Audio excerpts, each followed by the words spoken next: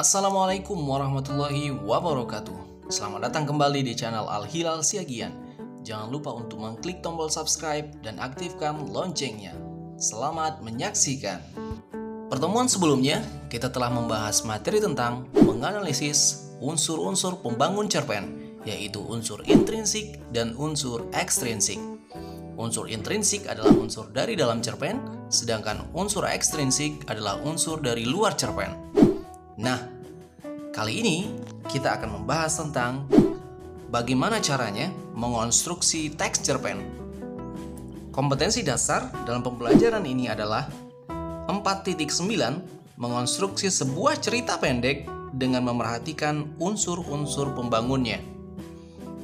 Tujuan pembelajaran kali ini, setelah mempelajari materi ini, kalian akan dapat memahami langkah-langkah penulisan cerpen. Setelah itu, kalian dapat menulis cerpen atau mengonstruksinya dari awal hingga akhir cerita. Bagaimana? Sudah siap untuk belajar? Teman-teman semuanya, pada kegiatan kali ini, kalian diharapkan dapat menuangkan ide, gagasan, pikiran, harapan, hasil pengamatan, pengalaman hidup, imajinasi, dan lain sebagainya ke dalam bentuk cerita pendek atau cerpen. Untuk itu, perhatikan langkah-langkah berikut ini untuk mengonstruksi atau membuat cerita pendek. Langkah pertama yang harus kalian lakukan dalam mengonstruksi cerpen adalah menentukan tema. Teman-teman harus memilih tema yang menarik agar para pembaca mau membaca cerita pendek yang kita tulis. Nah, bagi teman-teman semua, jika ingin menentukan tema, maka pilihlah beberapa hal dari kehidupan pribadi kita sendiri atau kehidupan pribadi orang lain yang diceritakan kepada kita. Jika pengalaman pribadi atau pengalaman orang lain tidak menarik untuk dijadikan tema dalam sebuah cerpen, maka teman-teman boleh melakukan tips yang kedua, yaitu berimajinasi. Ya, imajinasi adalah salah satu sumber inspirasi dalam membuat cerita pendek. Contohnya saja, jika seseorang berimajinasi, merenung, lalu menghasilkan sebuah cerita, bisa tentang kasih sayang atau percintaan, keresahan pribadi, cita-cita, harapan, meraih impian, dan lain sebagainya, yang tema-tema tersebut bisa kita jadikan sebagai pokok atau fondasi dalam membuat cerita pendek. Nah, itu tadi tahapan atau step yang pertama. Selanjutnya, setelah teman-teman menentukan tema, teman-teman bisa menyusun kerangka karangan. Contohnya, jika ingin menyusun sebuah cerita, teman-teman tentukan tokohnya siapa, ada berapa orang, kemudian latarnya di mana, kemudian akhirnya happy ending atau sad ending. Teman-teman harus menyusunnya dulu sebelum menulis sebuah cerita. Menyusun kerangka karangan ini berfungsi untuk memudahkan teman-teman dalam menulis sebuah cerita. Ketika teman-teman menulis sebuah cerita, maka bisa jadi di tengah perjalanan menulis itu kita kelupa, bingung, dan lain sebagainya. Nah, kerangka karangan itu berfungsi sebagai tolok ukur kita agar tidak lari ke sana dan kemari tentang sebuah cerita pendek. Nah, jika teman-teman sudah menyusun kerangka karangan, step atau tahapan yang selanjutnya adalah menulis cerita pendek itu sendiri. Teman-teman harus memperhatikan diksi atau pilihan kata agar cerpen itu bisa dibaca dengan baik, indah, dan menarik ketika dibaca oleh orang lain dan syarat akan makna yang bagus. Nah, setelah perjalanan panjang membuat sebuah cerita pendek, tahapan selanjutnya adalah menyunting cerpen. Menyunting artinya memperbaiki tulisan agar tidak ada kesalahan dalam penulisan.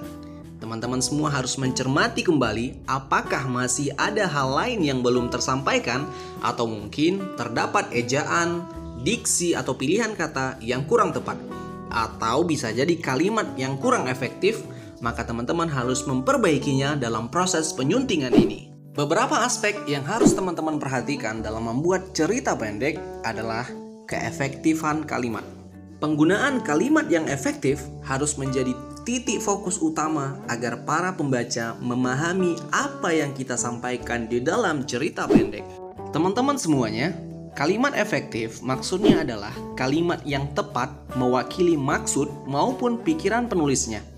Ciri-ciri kalimat efektif dapat diketahui melalui kelengkapan struktur kalimat, logis, dan menghindari penggunaan kalimat yang tidak diperlukan atau disebut juga dengan pleonasme. Teman-teman semuanya, selain keefektifan kalimat, teman-teman harus memperhatikan penulisan ejaan atau tanda baca. Karena dalam sebuah cerita pendek terdapat kalimat langsung dan tidak langsung.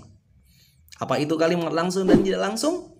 Kalimat langsung adalah kalimat yang sesuai dengan apa yang diucapkan oleh tokoh, baik kalimat berita, perintah, maupun kalimat bertanya. Kalimat langsung biasanya ditulis di dalam tanda petik. Jadi teman-teman boleh memperhatikan contoh berikut ini. Kalimat ini adalah kalimat yang langsung diucapkan oleh tokoh di dalam sebuah cerita. Oleh karena itu, kalimat ini disebut dengan kalimat langsung. Sedangkan kalimat tidak langsung adalah kalimat berupa laporan dari apa yang telah diucapkan tokoh. Seperti berikut ini. Teman-teman silakan perhatikan kalimat kata Richard sambil mengepalkan kedua tangannya. Itu disebut dengan kalimat tidak langsung karena tidak diucapkan tapi dituliskan. Bagaimana? Mudah bukan memahami kalimat langsung dan tidak langsung?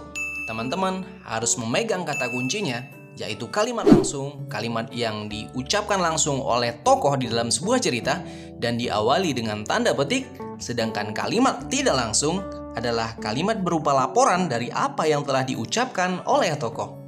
Sekarang, teman-teman silakan menulis cerita pendek dengan berbagai tema dengan catatan tidak boleh menyinggung unsur sara, yaitu unsur suku, agama, ras, dan antar golongan.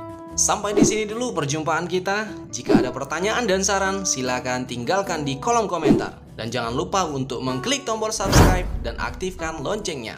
Sampai bertemu lagi. Wassalamualaikum warahmatullahi wabarakatuh.